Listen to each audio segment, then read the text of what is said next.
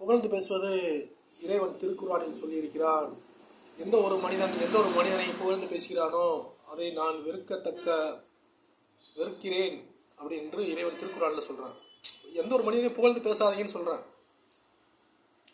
இப்போ அர்த்தங்கள் வெவ்வேறாக எடுத்துக்கிறாங்க. எப்படின்னா, புகழ்ந்து பேசுதல் வேற, உண்மை பேசுதல் வேற, ஒரு மனிதனை அழகை வர்ணித்து பேசுறது வேற.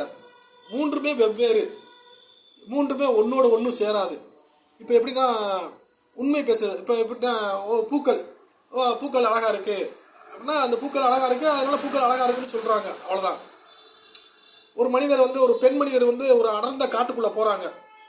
போகையில் இன்னொரு மனிதர் பார்க்கும்போது அந்த மனிதர் நடந்து போகையில் அவங்களுடைய அழகு எப்படி இருக்குன்னா, வனதேவதையை போன்று அவ்வளோ அழகாக இருக்காங்க.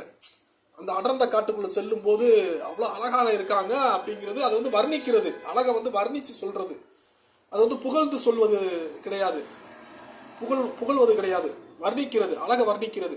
அந்த அடர்ந்த காட்டுக்குள்ளே ஊஞ்சல் ஆடுறாங்க, அந்த பெண் ஊஞ்சல் ஆடுறாங்கன்னா அது வர்ணிக்கிறது. அது எப்படி வர்ணிக்கிறதுனா, வனதேவதை போன்று அந்த பெண் ஊஞ்சல் ஆடி கொண்டு இருக்கின்றாள். அந்த அடர்ந்த காட்டுக்கள், அந்த அடர்ந்த காடுகள் அந்த பெண்ணை அழகூட்டுது, அது வர்ணிக்கிறது. இது புகழ்ந்து பேசுறது கிடையாது. உண்மை பேசுதல், உண்மைனா எப்படின்னா, அந்த பெண் அடர்ந்த காடுக்குள்ள போகும்போது ரொம்ப அழகா இருக்காங்க, ரொம்ப அந்த இலைகள் அழகூட்டுது அப்படின்னு வர்ணிக்கிறது. இது உண்மை பேசுதல். இது ரெண்டு இணைப்பாகும்.